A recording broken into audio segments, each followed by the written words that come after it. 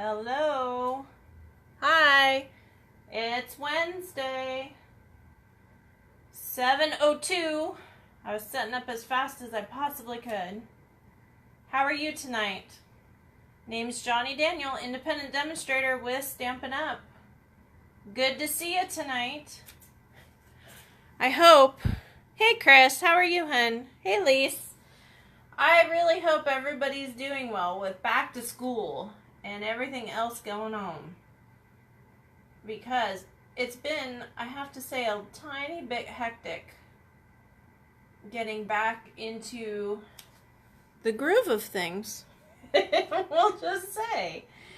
But it will start to smooth out. It's always the first about 2 weeks. New teachers, new homework, Mom, I need this. You know, all those fun things. So tonight we are doing a back to school theme, and we are going to be doing an apple card. Hi Elise, how are you, hun? So we're going to be working with the Picked For You stamp set right here. And this stamp set is one of our semi 3D sets, and it allows us to stamp 3 times to get some really great dimensions. So we're going to do that, and I'm going to explain how our new tabs work, because the old ones didn't have it and it was kind of a pain. It's kind of like the lines on the embossing folders that they're starting to put. So we're getting smarter, but you know, we can always improve, of course, right? So that's what we're doing tonight. I'm going to do 1 card, and we will be off to the races, because we need to be, right? So I just wanted to show you here what the basket weave looks like in foil paper as well as in soft suede. Let me get that a little bit closer for you, I'm sorry. And I got shadows of the lights too, but you know, let's see. Is that better? You can see the foil very well, but the brown is kind of in the shadows. So we're going to see how this goes. Close enough. So that is what that looks like. But tonight we're going to do it on vellum. And we've got a real red cardstock base. And then we're going to do, unfortunately there's not a die for this apple. And yes, I looked everywhere. So, what we're going to have to do is fussy cut that out. So I've got my card base. I've cut it at 4 1/4 and then scored at 5 1/2 instead, just to make it a little bit different every once in a while. And I'm just bending that over. For those of you that are wondering, the valley side is the side that you fold over on. So there we go. I'm going to put that to the side. And we're going to run the basket weave in just a second, because what I want to do is grab my scratch piece, and I'm going to start with this apple. Okay, so a couple things when you open these. When you have the new stamps, okay, the new ink pads rather, let me slow down so I can talk. You want to pop it open, okay, and you want to push it all the way over, because if you leave it open this way, it will stress the hinges, and that's how you get the little pops up of where the plastic flexes. So you don't want to do that. Why do I know that? Because I've done it, and I've already had to rebuy 2 of them. So you don't want to do that, okay? And then when you're closing it, you can pop it a tiny bit on this side, pull from this side, and you're going to make sure to get all the way to the edge, because if you're partially, you're going to try to close it, and that's going to flex that plastic as well. So you want to make sure to get all the way to the edge and that it snaps completely tight shut, okay? So let's get going on this apple, huh? All right, so I don't know if you're going to be able to see this, but I'm hoping. I really am. So I don't know if you can see this. I'm going to get super duper close, but there's a 1 here. There's a 2 here, there's a 3 here, there's a 4 here. That is the order in which you're supposed to stamp them. Okay, so they've done a really great job about trying to make the order really nice and easy. And then also see these tabs, that is where you line things up. So basically, as long as you have it going in the same direction, then it's really easy to get these going and lined up. Alrighty, so we're gonna get these apples going. Let me get a block here. And we are going to set that guy down. Now, the only thing I need to pay attention to is my tab. Not how far away it is, but that it's straight. Okay? And the reason being is because if I don't do it straight, then all the other ones might be crooked this way, might be a tiny bit crooked this way, and then all of a sudden, I've got a very drunk apple, and we don't want that tonight. So you want to make sure that however you line this up, you do it easily. Or straight rather. If you need to, you can put a little dot of Sharpie of where you're going to line up so they're consistent. If you would like to do that, magic eraser or rubbing alcohol will take that Sharpie right off. Okay? So because I'm not using 3 separate ink pads, okay, I am going to be stamping off. Now this is a 3-step, so I'm going to be stamping off once, twice, and then this is going to come up just barely. Okay? I'm going to hold it for about 5 seconds to get it all the way in to that paper. And it's okay that I got that because I'm going to cut that off completely. Do not cut these tabs off.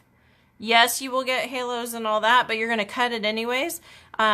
If you want to wipe them off, you can, but don't cut them off because that is where you line everything up. Okay? So we are going to throw that guy on the cleaning pad and I will clean it later. And then we're going to go to number 2. Okay? And like I said, doesn't matter because it's clear you can see. You just want it to be straight. Okay? So that looks straight to me. So we're going to ink this guy up. This is all Real Red. Same ink pad. Okay? And we're going to stamp it off once. Okay? And then I am going to line up. Let's see if I can lean over enough to do this. Because it's kind of hard because I'm not straight over. Alright? So, I'm going to ink this guy. See how there's shading there? I hope. Okay? And then I'm going to grab... Hi, Denise. How are you, hun? Sorry, I just looked up. I was stamping. So, I get a little focused sometimes, and I'm sorry. I'm practicing to make sure I pay attention. I'm so sorry. Do not feel ignored. Alright, so the third one is going to be our darkest. You always go lightest to darkest when you're doing these kind of stamps. And you can also see the outline of the apple. Like I said, I'm not completely over it, straight over it, so it's a little harder for me to line up than normal because honestly, if I lined up like I wanted to, there you go. It's a little tiny bit drunk, but you know what? It's gonna have to be okay. So I've got my apple almost done. Not quite because we need a stem, right? So we're gonna grab our other block. Okay. And this is not quite done, so I'm gonna leave that open. My red is not completely done because I'm going to do my words as well. So see how this tab goes down this way? So now you know how to line up. Okay? So I've got my Mossy Meadow. And I'm just going to throw this guy down in here. So that is my apple. Okay? Yahoo, right?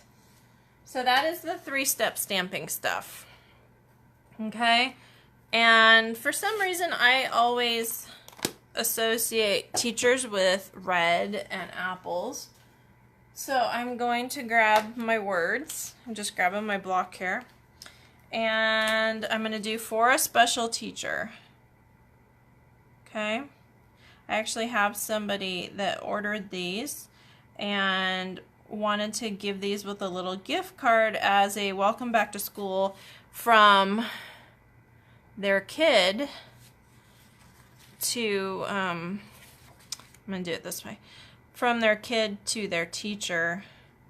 Not really a bribe, but just to get things started off on the right foot. I understand that completely. Sometimes we can need all the help we can get, right? Absolutely. Alrighty, and we are done with that. I'll back stamp it later. Denise, you'll catch up. Don't worry about being late, honey. I'm just glad you're here. So, hi, Dawn. How are you? Hey, Anna. How are you, hun? I hope to see you guys very, very soon. So, I'm looking forward to November already. All right, so we're going to fussy cut this apple out real quick. Okay, and then we're going to move on to our Big Shot and our embossing folders and also our stitched shapes framelets. I can finally say that, so watch they retire them next year because I can finally say it, right? So we're just grabbing our snips here, and I am doing a quick cut around. Okay. Most of our stamp sets do have coordinating dies, but for some reason I picked the one that doesn't. So we're just going to fussy cut real quick. No problem. So we got that going on. And I'm going to grab my Big Shot, which is right here on the floor. It's not a mess, I promise. Well, not too bad at least. Some days it's more so than others, right? Do not put my apple. Okay. Got it. All right.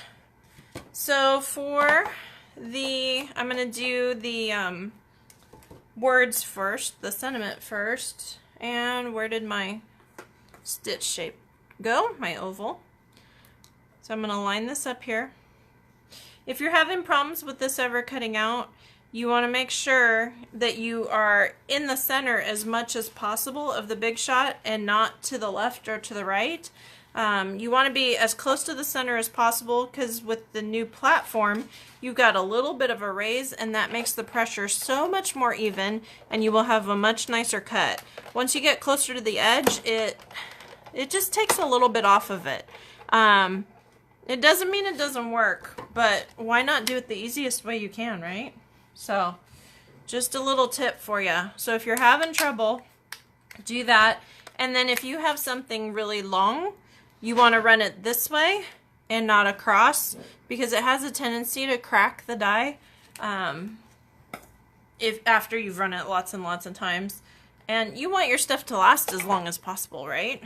So, alright, so with a normal embossing folder, you would just take off the adapter plate. But this isn't a normal one. This is more of like a 3D kind of one. So you're also going to take off one of the cutting plates.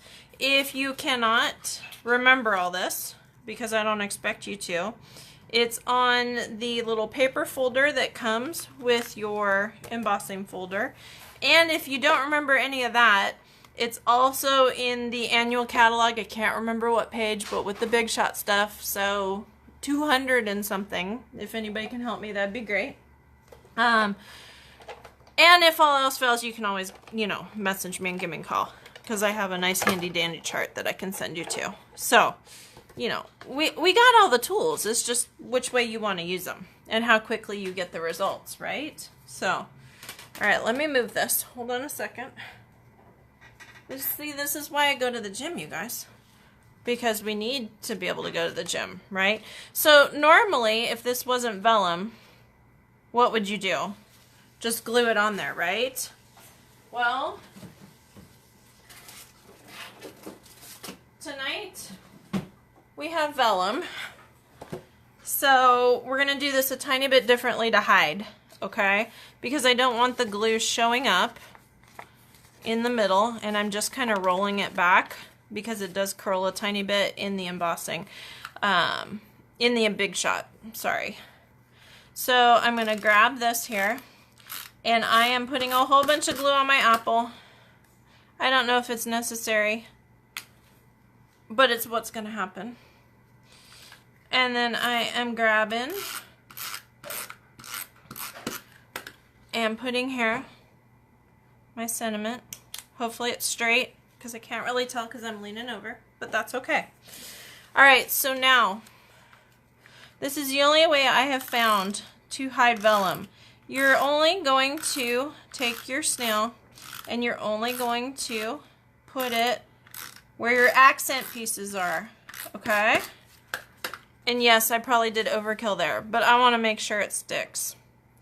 So I'm going to grab this here. And obviously, I'm only going to push here. If you have ink on your fingers or you're one of those people that gets ink on your fingers, you might want to turn it over.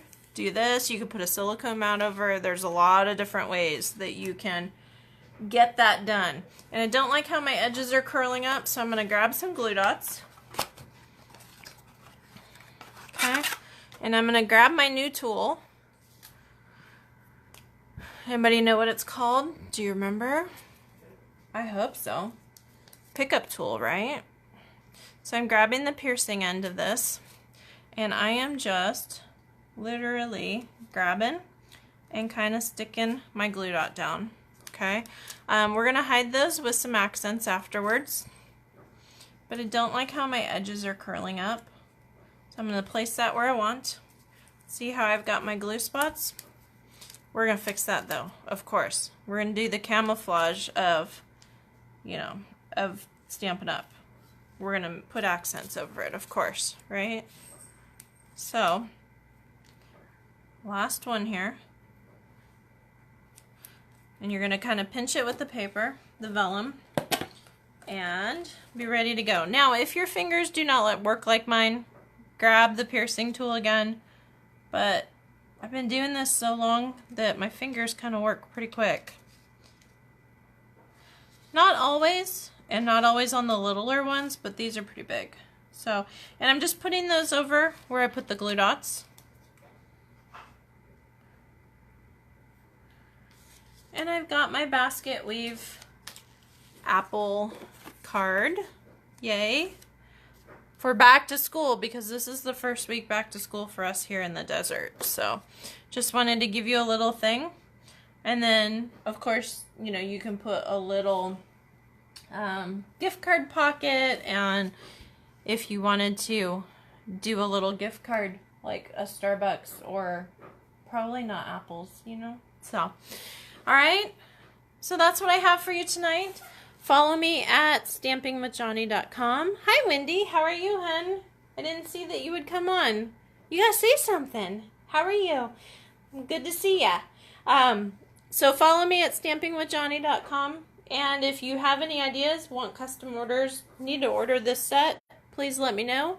I have an order going in tomorrow, actually, around noon, because it's the end of the month. So just let me know. But thank you so much. Thank you, Anna, for the good job. I appreciate that. So scares me to death that I might be presenting it on stage. So we're waiting to hear back on that. But yes, I'm definitely practicing every single week. So, all right. So follow me at stampingwithjohnny.com. And thank you so much for joining me. Hope you have a great night. Enjoy the school week. Enjoy the time with your kids. And hopefully they're not as exhausted as mine is. So thank you so much. Have a great night. Bye-bye.